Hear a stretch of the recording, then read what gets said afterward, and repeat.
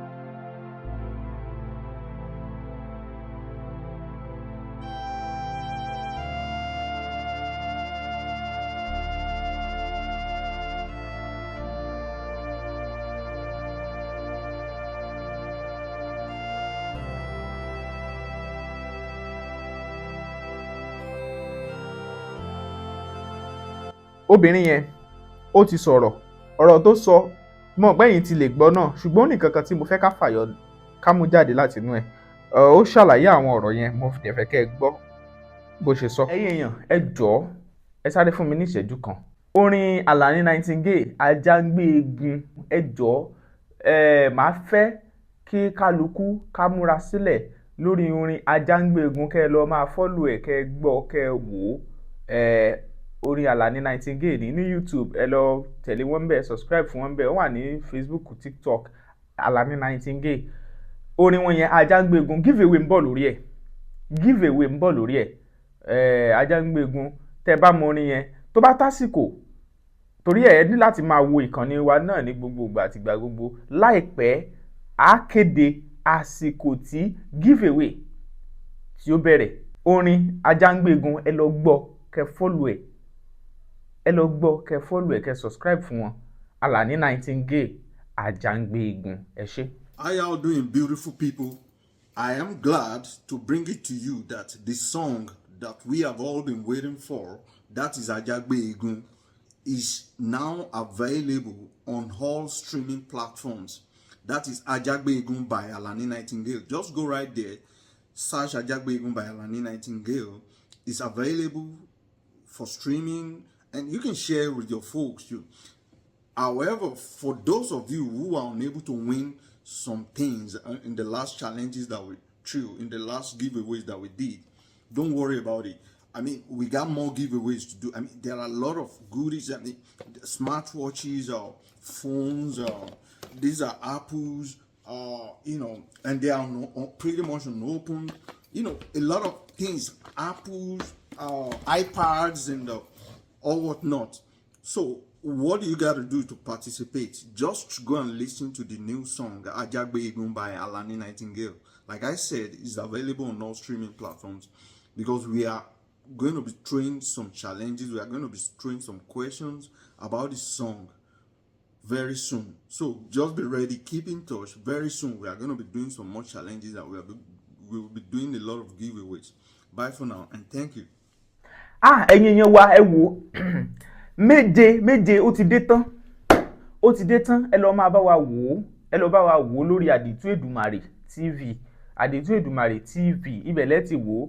Méje ni èmi náà wà ńbẹ̀, àwọn òṣèré ńláńlá, àwọn òṣèré tó mọṣẹ́, ẹ mọ̀, àwọn òṣèré tẹ́ pé bí ẹ bá wo iṣẹ́ wọ́n wà ńbẹ̀, wọ́n wà nínú eré yẹn. Kíní wà ńbẹ̀, Fẹ́rànmi ó wà ńbẹ̀, Bíọ́lá Adékúnlé ó wà ńbẹ̀. Àwọn èèyàn oríṣiríṣi ló kúnnú eré yẹn. Olórí ló ṣe é, Ọbáyọmí the first, àwọn ní director. Ẹ wò, ẹ lọ wo fídíò yẹn jọ ẹ lọ wò, kẹ́ẹ̀dẹ̀ wo ipa tèmi náà kó. Bẹ́mbẹ́yẹ́kẹ́ yín náà ni, ẹ lọ wo ipa tí Bẹ́mbẹ́yẹ́kẹ́ yín kó nínú eré méje tó ń bọ̀. Méje, kí làwọn nǹkan tó so mọ́ méje? Ẹ fẹ́ mọ̀, ẹ lọ wò ó, ẹ ṣé. Hello everyone, good morning, good afternoon, good evening, depending on where you're watching me from. I want to come out fully to appreciate God Almighty and everyone that stood by me, that fought for me when I was in prison. When I came out, the love I saw, the support I saw from you people, I was never expecting it. For a commoner like me, you guys fought for me, you guys stood by me. I want to appreciate you all. I said that God Almighty will bless you. So on the 10th of August, on Sunday, I boarded a flight from Uyo to Lagos. So when we're inside the aircraft, the normal procedure happened. The lady Juliana was telling everybody from the front, from the front seats, coming to the back because I was at the back. So she came to me.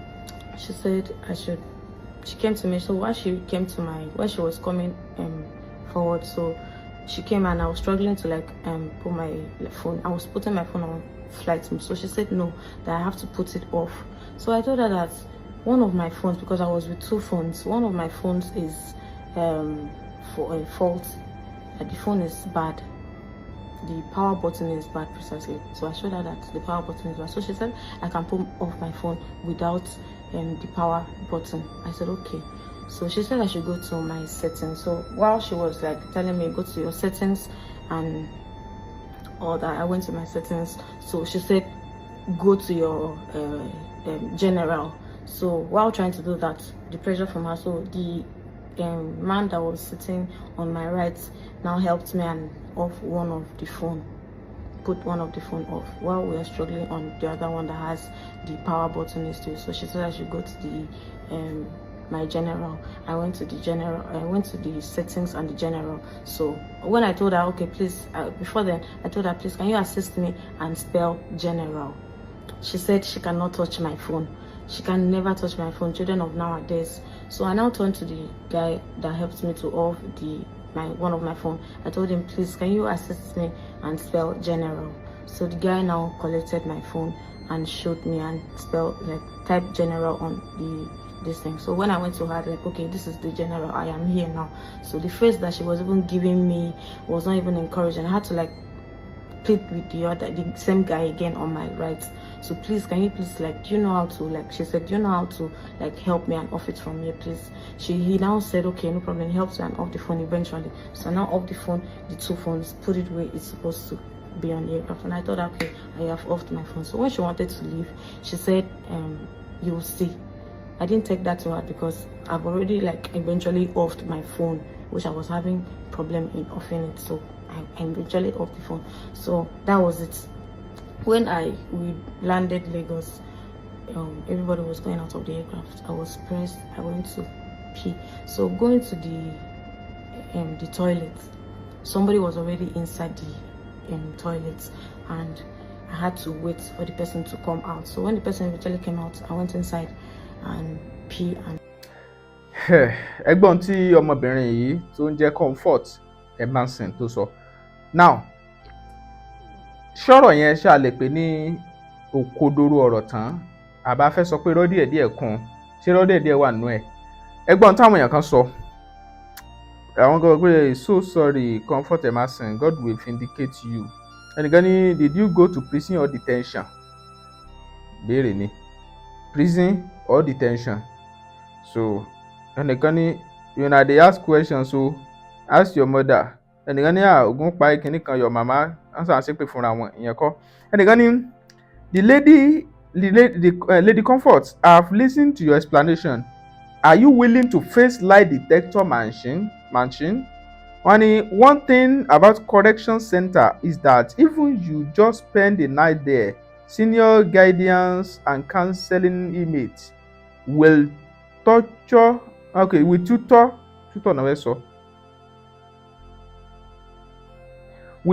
you how to cook up stories beautifully as you have just done. Having said that, let me assure you that what you think will be a minus to your life now will eventually be to your advantage, depending on how you handle it. Most of the people talking about your nakedness are doing it out of admiration. Some of them are already biting their fingers, saying, "What a wonderfully endowed pretty lady. Put the matter behind you and move ahead. Good luck." But then go da any Ibom here, come out. I know it's you guys. And before she made this video, there was already a witness that said this thing she is saying. So what are you saying? And sure. So so na spelling of general cause all these general problems.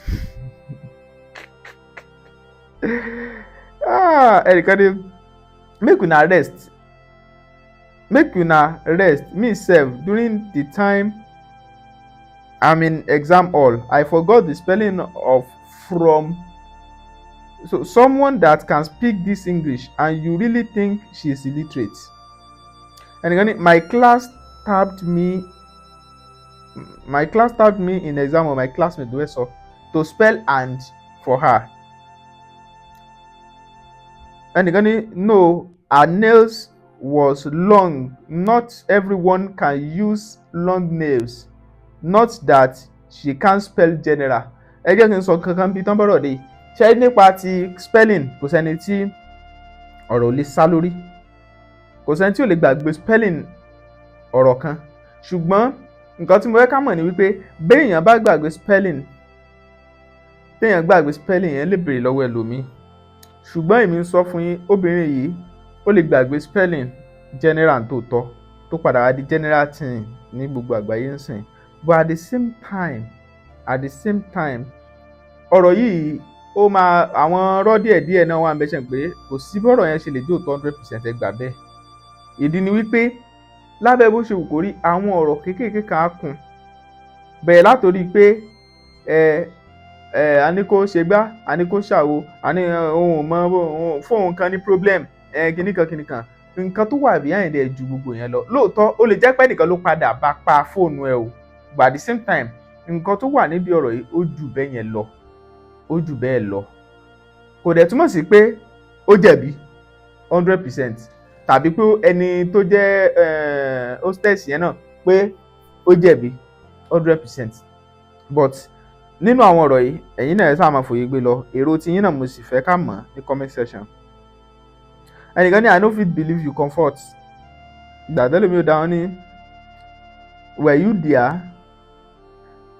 ẹnìkan ní yes, I supported her, but she lied a lot about this story. She added a lot because she thinks she might get a lot of favour from Ibom airline. ẹnìkan ní fact. ọ̀rọ̀ yìí ó tí n bá ní kí torí àsìkò ni tá bá ní ká ṣe àwọn analysis kan lórí ẹ̀, àwọn nǹkan kan sì wà tó ṣeé ṣe kò sójú wa, ṣùgbọ́n àwọn ọlọ́gbọ́n àwọn kan wà rẹ pé ẹ̀dá tọ́lọ̀ ń dá wọn, pàápàá àwọn tó máa ń ṣe àyẹ̀wò ìwádìí, àwọn tó ń investigate, àwọn tó mojú lè jà nípa ẹ̀, bá a bá ṣe ìfọ̀rọ̀wánilẹ́nuwò pẹ̀lú wọn, wọ́n ó rí àwọn ọ̀rọ̀ sọ lórí àwọn nǹkan kan lórí ọ̀rọ̀ tó wà nílẹ̀ yìí. Ṣùgbọ́n mo mọ̀ pé bí ọ̀rọ̀ kan ò bá ti máa hó ẹ bákan kò ní débi pé kán máa sọ pé ó ń ju fóònù sílẹ̀, wọ́n ń tẹ fóònù, wọ́n ń kán fóònù, wọ́n ń bá fóònù jẹ́ ń ṣe. Ó dájú pé a máa rí ọ̀pọ̀lọpọ̀ gan nínú ọkọ̀ yẹn gan tí ó dìde fún un nínú ọkọ̀ pé ẹni tó dẹ̀ ń ṣe gan wọ́n mọ̀ pé iṣẹ́ òun mu yóò bọ́ o, kò sí bí iṣẹ́ ò ṣe ní bọ́. So mi ní orúgúdù ọ̀sẹ̀ láàrin wọn, ṣùgbọ́n àwọn kankan náà ṣì wà. Ó ṣì wà. Now ẹnìkan ní the story it's hard for me to believe. So n tọ́pọ̀lọpọ̀ òun gan fún rẹ̀ ó sọ̀rọ̀ kan, mo fẹ́ ká ẹ̀kọ́ gbọ̀n kankan. Ó ní òun òṣìṣẹ́ real estate lòun, òun ṣiṣẹ́ fún ilé iṣẹ́ tó ń talẹ̀ tó ń talé. Ó ní ó ní bóun ṣe wà yìí òun jẹ́ ara àwọn tí ń bí marketer mọ̀, àwọn tó máa ń lọ káàkiri. Béèyàn bá jẹ́ òṣìṣẹ́ real estate ní tòótọ́ tó ń bá lè ṣiṣẹ́ tó nítumọ̀ ṣiṣẹ́ pọ̀, mi sọ pé kò ní wọ aṣọ pé kìíní o, ṣùgbọ́n àwọn aṣọ ẹ̀ náà tún sì máa mọ níwọ̀n. Ó máa ní bó ṣe máa ń wọ àwọn ìmúra yẹn, kò ní jẹ́ ìmúra pé ká sí gbogbo gbáyà lẹ̀. Yes, àwọn ìmúra kan wà, most of them dẹ̀ rèé tẹ́ bá rí àwọn corporate establishment gangan real estate, àwọn òṣìṣẹ́ wọn suit ni wọ́n máa ń wọ̀ lọ́pọ̀ wọn. Wọ́n á wọ aṣọ tó dúró, wọ́n á wọ suit, wọ́n á wọ aṣọ. Àwọn tó bá mọ nǹkan tá à ń sọ yìí, wọ́n á mọ nǹkan tí mò ń sọ. So tó bá dẹ̀ jẹ́ pé business ló ń lọ fún, kò sọ vividly bóyá business ló ń lọ fún tàbí but nǹkan tá a kọ́ gbọ́ngbà kan ni pé ó lọ fún bóyá job interview kan bí kan àbí nǹkan, but èèyàn lè máa lọ fún job interview kò múra bẹ́ẹ̀ yẹn. Tó bá jẹ́ bẹ́ẹ̀ kò gbọ́dọ̀ múra bẹ́ẹ̀ yẹn. Fẹ́ lọ gbaṣẹ́ kò múra bẹ́ẹ̀ yẹn, no. So mo fẹ́ kí a kọ́kọ́ mọ̀ yẹn dájúdájú.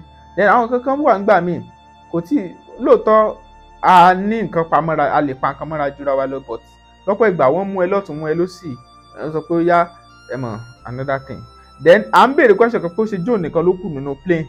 Ìgbà táwọn yòókù ń sọ̀kalẹ̀ ńkọ́, ó lóun kọ́kọ́ lọ sí toilet àbí kí náà ń porúkọ ẹ̀ kóun tó jáde, gbogbo àwọn èèyàn tó wà nínú plane ti sọ̀kalẹ̀ wẹ́.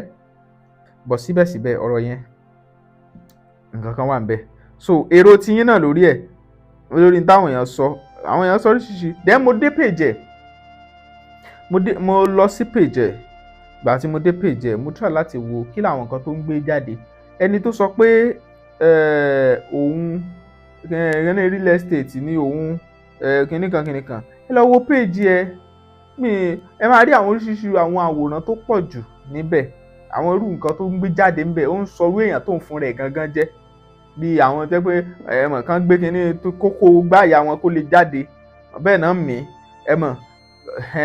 So gbogbo àwọn jó ẹ ti yé yín ìpolówó, so gbogbo ẹ̀ ló kún bẹ́ẹ̀, ṣùgbọ́n kó máa yé gbogbo àwọn ọlọ́gbọ́n nígboro àgbáyé. Péèjì ẹ̀ lélẹ́yìí, ẹ̀yin náà ẹ lè wò ó kẹ́ wo ohun tó ń ṣe ń bẹ̀, kẹ́kàn wò lọ sàlẹ̀ ẹ rí bó ṣe. So tẹ bá kílìkì lé ẹ rí àwọn kan tó ń ṣe, mi ò lè gbé jáde ní orí bí ìyẹn jẹ́ bẹ́ẹ̀. So kò jù bẹ́ẹ̀ lọ. In fact ó ti comment section gan ibi tọ́rọ̀ dé kò easy náà. Àwọn èèyàn social media gbáǹkọ́ gbé ọ̀rọ̀ kún ẹnu wọn. So ó ti comment section torí ẹ̀ tẹ bá ti eléyìí tó jẹ́ ti tiẹ̀ gangan ó ti comment section ni. Àwọn míì ti ń àwọn ṣùgbọ́n ti tiẹ̀ ó ti comment section. So kọ́lọ̀ kó ràn wá lọ́wọ́. Àní sọnù àtúnṣọnù àní fàkà kan jẹ̀kọ̀ òṣì ló ń jẹ́ bẹ́ẹ̀ kò ní talé wa. Ẹ ṣeun o, Ọlọ́run máa pẹ̀lú yín. Olúwatóbilọ́ba Fásùgbà ló kọ mi. Ẹ wo fíìmù 7 èmi náà kópa ń bẹ̀, ẹ lọ wo, ẹ jọ̀ọ́ ẹ lọ bá wo fíìmù 7 lórí Àdìtú Èdùmàrè TV. Bẹ̀lẹ̀ ti wò 7 náà ni, ẹ lọ bá wo, ẹ jọ̀ọ́ ẹ share fáwọn ẹlòmíì. Ẹ má gbàgbé give away wà lórí orin Àlàní Nightingale Àjàgbé Egun. Ẹ lọ wò kẹ́ master dáadáa, tó bá tásìkò tí ẹ gbẹ̀bùn tẹ́ pé give away àwọn míì ti ń gba give away wọn, bọ̀ báyìí fóònù wà nílẹ̀, oríṣiríṣi nǹkan ló máa tẹ̀lé. So ẹ̀yin náà lè láǹfààní àti nípìn kẹ̀sì wà lára àwọn tí yóò jẹ́. Torí ẹ̀ mo ṣe ń sọ fún yín pé ẹ jẹ́ ká lọ sí orí Àlàní Nightingale, YouTube ní, Instagram ní, TikTok ní, gbogbo ẹ̀. But YouTube ẹ subscribe fún wọn ní gbogbo àwọn social media handle yín, torí ẹ máa ra àwọn nǹkan tí ó kún ìdí tí ẹ fi rí, tí ó kún àǹfààní àti step síwájú láti kín tí tètè rí kíní yẹn gbà. Bóyá tẹ́ bá subscribe ó ṣeéṣe kó má jẹ́ kí ẹ lè rí gbà, ṣùgbọ́n mi sọ àṣírí ìdánwò fún yín. Ẹ subscribe, ẹ gbọ́ orin yẹn dáadáa, kẹ́ master, kẹ́ ẹ lè mọ̀. Tó bá dẹ̀ ṣe ń jẹ́ tó bá ṣe ń yá a máa jẹ́ kẹ́ ẹ mọ̀ ìgbà tí giveaway yẹn gan ó bẹ̀rẹ̀. Third International Àdìrẹ Festival náà ti súnmọ́ oṣù kọkànlá ọdún 2025 yìí náà ni. Ẹ̀yin tẹ́ bá fẹ́ darapọ̀ ẹ lè kàn sí mi nísàlẹ̀ kẹ́ kọ nọ́mbà mi kẹ́ chat pé so gbogbo bá ṣe jẹ́ ẹ mọ̀ gbọ́. Ẹ ṣeun o, Olúwatóbilọ́ba Fásùgbà lórúkọ mi. Ẹ máa wo kẹ́ máa share fáwọn ẹlòmíì ló ní Bembeyeke.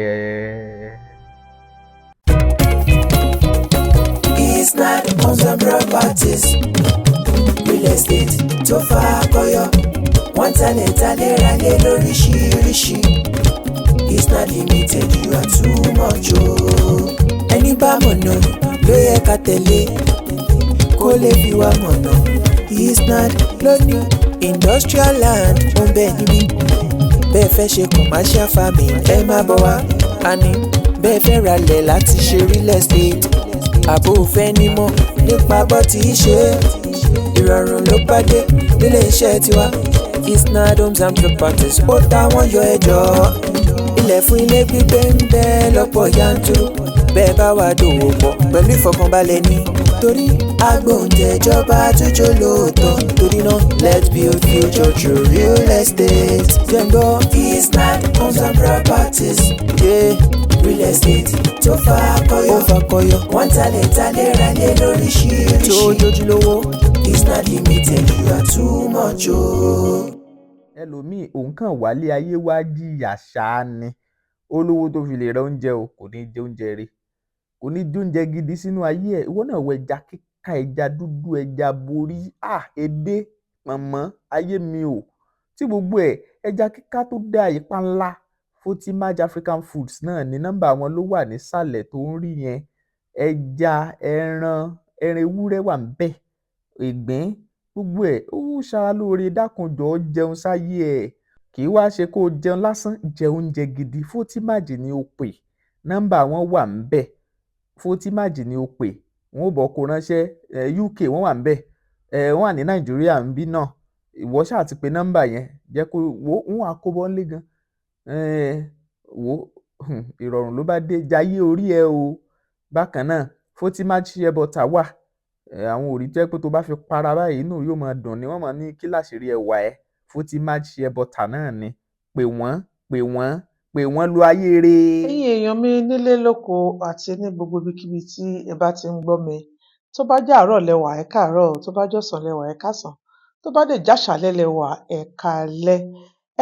Mo mú ìròyìn ayọ̀ kan wá fún yín ni o nípa Bembeyeke TV. Ẹ jọ̀ọ́ torí Ọlọ́run ẹ máa bá mi wò ó. Ẹ wo ó ní lèmi náà máa ń wò ó. Ṣẹ́rí tí n bá ti ń wò mo máa ń gbàgbé ìrònú. Mo tiẹ̀ máa ń gbàgbé pé bóyá mo jókòó ni tàbí bóyá mo sùn tàbí bóyá mo dúró. Tẹ́yin náà bá ti ń wò ẹ máa rí ọgbọ́n kan tàbí méjì kan níbẹ̀. Ẹ máa ṣe kí ni? Ẹ máa tẹ̀ sójú ẹ̀ kí ẹ dẹ̀ máa wò ó. God bless you. Bembeyeke TV. Ẹ ṣé gan.